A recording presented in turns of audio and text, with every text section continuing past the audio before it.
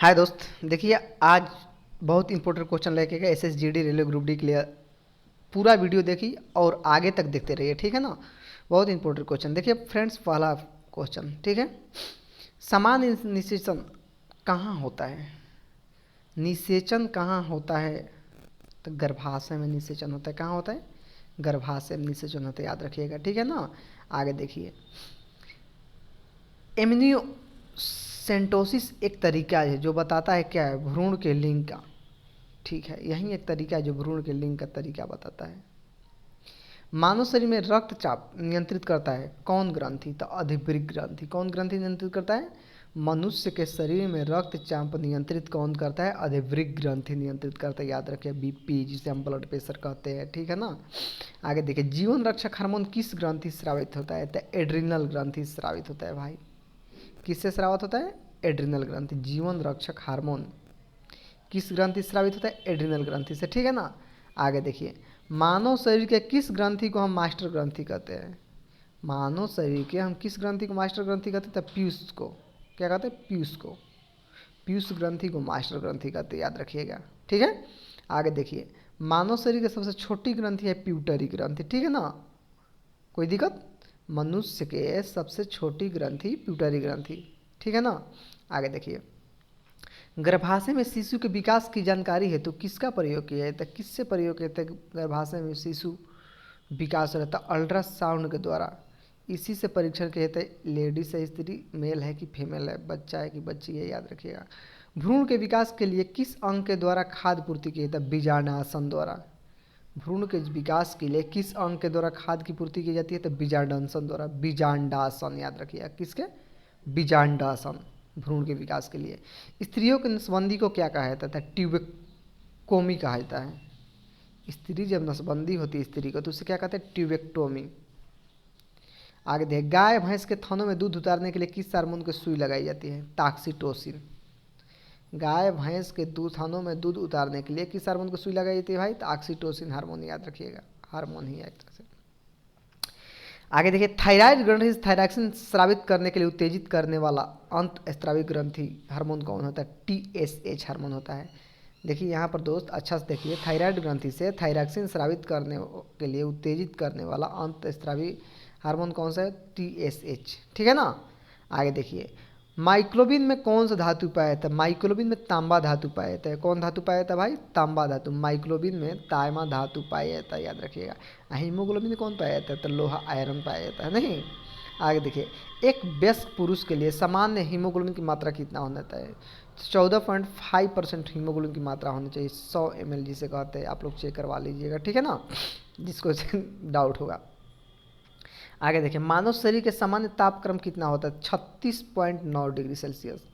मानव शरीर के सामान्य तापमान क्या होता है? 36.9 डिग्री सेल्सियस, ठीक है ना दोस्त। आगे देखिए, किस शारीरिक प्रक्रम में प्रोथ्रोम्बिक का संबंध है रक्त जमाव से? किससे है? रक्त जमाव से। किस शारीरिक प्रक्रम में प्रोथ्रोम्बिक का संबंध है रक्त जमाव से? आगे देखिए, शरीर में सबसे बड़ी अंतःस्रावी ग्रंथि क्या है? तो अट्टू ग्रंथि, जिसे हम थायराइड ग्रंथि बोलते हैं। क्या बोलते हैं? थायराइड ग्रंथि, ठीक है ना। आगे देखिए, कौन सा हार्मोन लड़ो और उड़ो कहा जाता है? तो एड्रिनल ग्रंथि, एड्रिनल हार्मोन, याद रखिएगा, एड्रिनोलोन, ठीक है। आगे देखिए, इंसुलिन क्या है? तो इंसुलिन भाई एक प्रकार का हार्मोन है, शुगर में दिया जाता है। इंसुलिन क्या है? एक हार्मोन है। कौन सा पदार्थ मानव शरीर में सबसे अधिक कठोर होता है? तो दंत बल्क। कौन होता है? दंत बल्क। मानव शरीर के सबसे कठोर दांतों के नमेल, जिसे बहुत लोग बोलते हैं, इसे दंत बल्क बोला जाता है। किस कोशिका में इंसुलिन स्रावित होता है? बीटा कोशिका में। किस कोशिका में इंसुलिन स्रावित होता है? बीटा कोशिका में इंसुलिन स्रावित होता है, ठीक है ना। आगे देखिए, इंसुलिन उत्पादित होता है कहाँ से भाई? तब पेनक्रियाज से। इंसुलिन कहाँ से उत्पन्न होता है? पेनक्रियाज से, ठीक है ना। आगे देखिए, ऑक्सीजन की उपस्थिति में सुक्रोज का CO2 एवं जल में ऊर्जा निर्मित होने के साथ पूर्ण रूपांतरण होने के क्या कहते हैं? वायु श्वसन कहते हैं। क्या कहते हैं? वायु श्वसन। ऑक्सीजन की उपस्थिति में सुक्रोज का CO2 एवं जल में ऊर्जा निर्मित होने के साथ पूर्ण रूपांतरण होने के कहते हैं ऊर्जा वायु श्वसन। आगे देखिए, हमारे छोड़ी गई सांसों में CO2 की मात्रा कितना होता है? कितना होता है दोस्त? 4% होता है। कितना होता है? 4%, याद रखिए। देखिए यहाँ पर है 4%, है ना। आगे देखिए दोस्त, आप लोग इसे पूरा ध्यान से देख लीजिए, ठीक है ना। आगे देखिए, जिसे हृदय बोलते हैं, ठीक है। क्या है तो ऐच्छिक बेसी, याद रखिएगा। सब चीज़ के कंट्रोल कर सकते हैं, ठीक है, हृदय की गति कंट्रोल नहीं कर सकते, कंट्रोल करिए, कहानी खत्म, याद रखिएगा। तो एक एक हद वंचित किससे होता है, ऐच्छिक गति से वंचित होता है, अपना इच्छा अनुसार नहीं चलेगा, ठीक है, याद रखिएगा।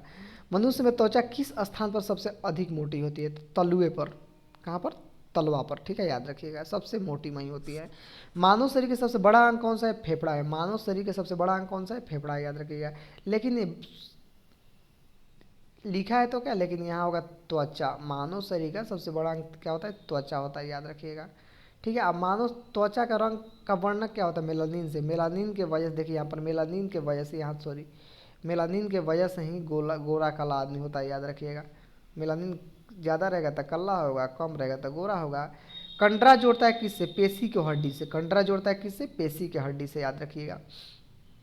जिसे टेंडन बहुत लोग बोलते हैं, टेंडन, यही मेन है, टेंडन में पूछा जाता है, ठीक है ना, याद रखिएगा। मानव शरीर में कौन सी ग्रंथि ऐसी जिसका संबंध शरीर के उत्तेजना से समझता, अधिवृक्क ग्रंथि। कौन सा, मानव शरीर में कौन सी ग्रंथि ऐसी है जिसका संबंध शरीर के उत्तेजना से है, तो अधिवृक्क ग्रंथि।